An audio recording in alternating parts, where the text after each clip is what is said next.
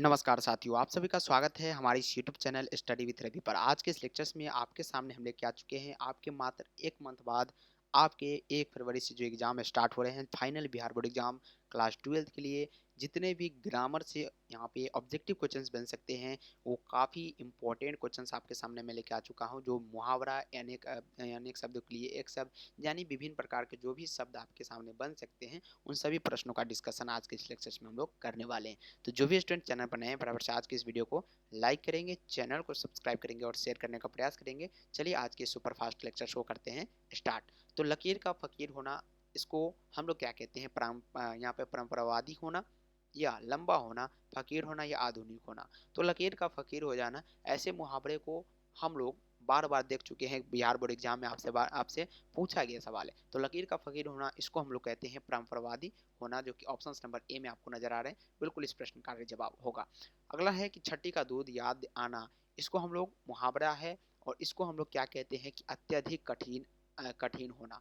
यानी छठी का दूध याद आना, अत्यधिक कठिन कोई भी काम हो जिसमें हम लोग कहते हैं कि छठी का दूध याद आ गया, यानी अत्यधिक कठिन काम था। Option number B correct answer होगा।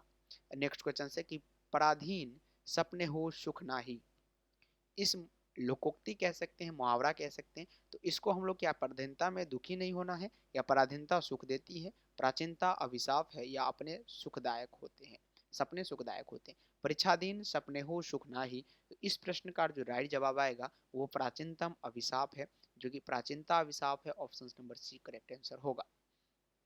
चलिए 4 नंबर सवाल पर फोकस करते हैं।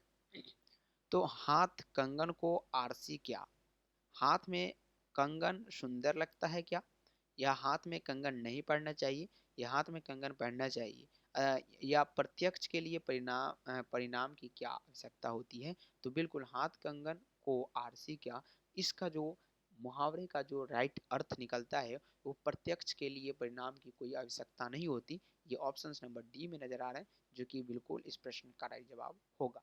नेक्स्ट क्वेश्चन से 5 नंबर सवाल क्या है कि जिन ढूंढा तीन पाइया, यानी कठिन परिश्रम से लक्ष्य मिलता है क्या, या भौरे गहरे तैरते हैं, भौरे ऊपर दौड़ते हैं, या भौरे डरते नहीं है। बताइएगा। जिन ढूंढा तीन पाइया, यानी 5 नंबर क्वेश्चन का जो जवाब है वो कठिन परिश्रम से लक्ष्य मिलता है क्या, कठिन परिश्रम से क्या होता है, लक्ष्य मिलता है। Option number A correct answer होगा। जिन ढूंढा तीन पहिया, जितने मेहनत आप करेंगे उतना ही आप लक्ष्य की ओर बढ़ेंगे। अब हम चलते हैं विलोम शब्द की ओर। तो सृष्टि का विलोम बताइएगा क्या होगा, सृष्टि का विलोम क्या होगा।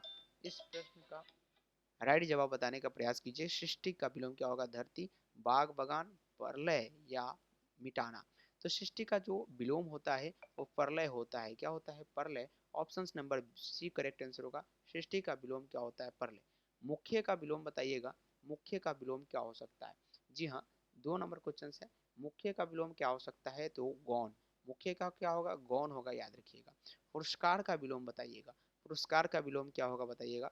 पुरस्कार क्या दंड हो सकता है, प्राथमिक होता है, या सम्मान या अपमान। अगर किसी को पुरस्कार दिया गया तो किसी को क्या दिया गया प्यारे बच्चों, दंड दिया गया। ऑप्शन नंबर यहाँ पर विलोम पूछा गया, यानी जस्ट उल्टा।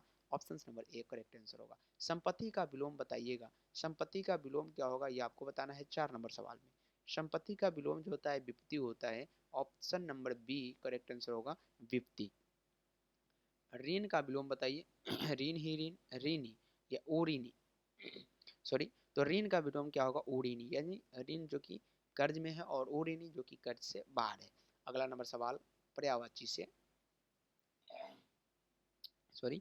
तो किस शब्द के पर्यायवाची गलत है बताइएगा, किस शब्द के पर्यायवाची जो है गलत है। कमल का जलज होगा और पंकज का सरोज होगा क्या, कुसुम का पुष्प और फूल का सुमन होगा, सरस्वती का गिरा और भारती वीणा होगा, या सूर्य देव वाम और वासर होगा। तो बताइएगा सूर्य किस शब्द का पर्यायवाची यहाँ पे गलत है।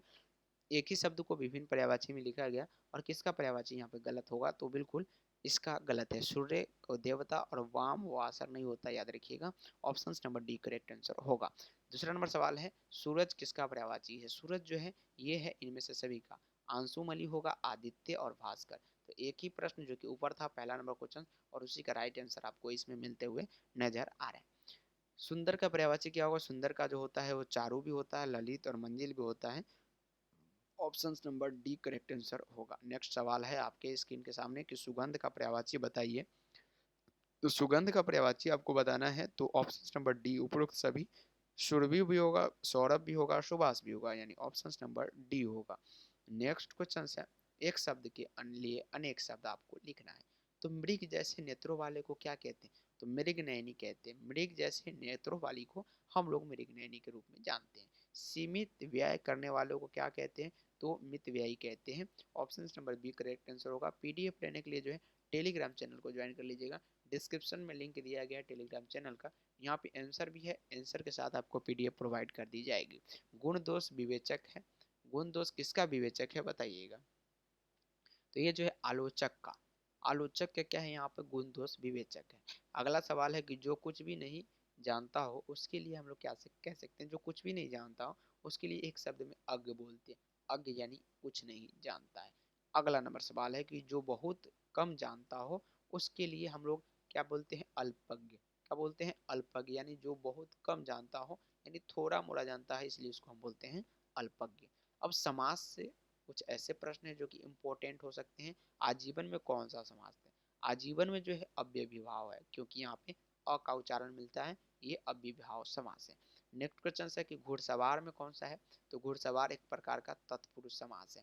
एक दो तीन चार एक पांच, पांच शब्दों से मिलकर बना हुआ है, ये तत्पुरुष समास है। नवरत्न में कौन सा समास है? तो नवरत्न यानी नौ वो समान से मिला हुआ कोई ऐसा समान जिसको हम लोग नवरत्न कहते हैं। तो इसको हम लोग क्या बोलेंगे? द्विगु बोलेंगे। बहुव्रीहि नहीं बोलेंगे, द्विगु समास बोलेंगे, याद रखिएगा, क्योंकि नवरत्न है। लंबोदर में कौन सा समास है? लंबोदर जो है प्यारे बच्चों, इसमें हम लोग कौन सा समास कहते हैं? तो इसको बहुव्रीहि कहते हैं। क्या कहते हैं? बहुव्रीहि समास लंबोदर को। चक्रपाणी में समास बताइए। चक्रपाणी में कौन सा समास है? तो ये भी बहुव्रीहि समास है। अब चलते हैं विशेषण की ओर। विशेषण से भी काफी इंपॉर्टेंट प्रश्न आपसे पूछे जाते हैं। जूम आउट करते हैं, काफी लंबे लंबे क्वेश्चंस इस पीडीएफ में नजर आपको आएंगे। विशेषण किसे कहते हैं? तो संज्ञा या सर्वनाम की विशेषता बतलाने वाले को विशेषण कहते हैं क्या? या संज्ञा की विशेषता बतलाने वाले को विशेषण कहते हैं? सर्वनाम की विशेषता बतलाने वालों को विशेषण कहते हैं, या उपयुक्त में से कोई नहीं? विशेषण किसे कहते हैं? तो संज्ञा या सर्वनाम की विशेषता बतलाने वाले को विशेषण कहते हैं। विशेषण के कितने भेद होते हैं? तो आप बता सकते हैं टोटल जो है 4 भेद होते हैं। आंसर के साथ आपको नजर आ रहे हैं क्वेश्चंस, काफी लाजवाब सवाल है। थोड़ा हम लोग जूम करते हैं और 3 नंबर सवाल की ओर बढ़ते हैं। तो गुणवाचक विशेषण कौन है? तो पुराना। पुराना क्या है? इसमें गुण है, गुणवाचक विशेषण है। विशेषण के कितने भेद होते हैं? विशेषण के टोटल कितने भेद होते हैं प्यारे बच्चों? तो विशेषण के याद रखेंगे 4 भेद होते हैं। Option number B correct answer होगा। गुणवाचक विशेषण कौन सा है? तो पुराना। ये रिपीटेड क्वेश्चन है, उम्मीद है कि आपको याद हो गया होगा। संख्यावाचक विशेषण बताइएगा। तो 100, 100 में क्या है? ये संख्या है, नया संख्या नहीं है, थोड़ा भी संख्या नहीं है, और कौन आदमी जा रहा है इसमें भी नहीं है। 100 जो है एक प्रकार की संख्या है। परिणाम बोधक विशेषण, तो बहुत सा क्या है? एक परिणाम बोधक विशेषण है।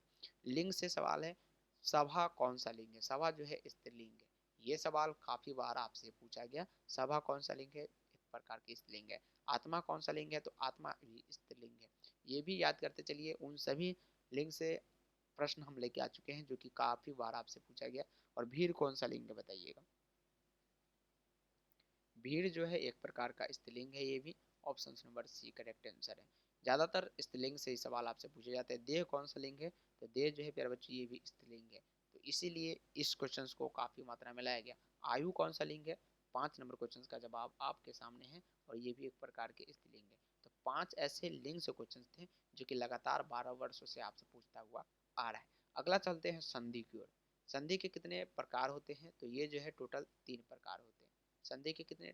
3 प्रकार। बहुआ वाला क्वेश्चन है सभी, और सभी आपसे पूछे जाते हैं। विद्यार्थी का सही विच्छेद करना है, जो कि 10th लेवल का क्वेश्चन माने जाते हैं और लगातार पूछते हुए आ रहा है। विद्यार्थी का सही संधि विच्छेद अगर जो कुछ होगा तो विद्या जोड़ अर्थी। Option number A correct answer होगा। पूर्ण गठन का संधि विच्छेद होगा। पूर्ण गठन का संधि विच्छेद क्या होगा? तो पुनः जोड़ गठन, पूर्ण गठन। Option number A correct answer होगा। अगला सवाल है कि निराधार का संधि विच्छेद बताइए। निराधार का नीह जोड़ आधार, इसका संधि विच्छेद होगा नीह जोड़ आधार।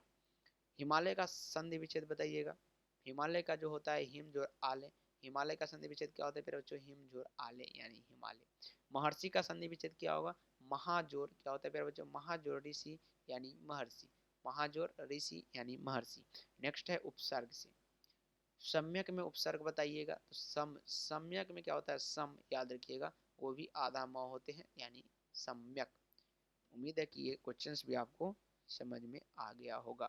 तो फटाफट से आप लोग बताने का प्रयास कीजिए कि समझ में आया कि नहीं कमेंट बॉक्स में, ताकि मैं आप सभी का आंसर क्वेश्चन कर सकूं, और फटाफट से आंसर जो है कमेंट बॉक्स में आने भी चाहिए।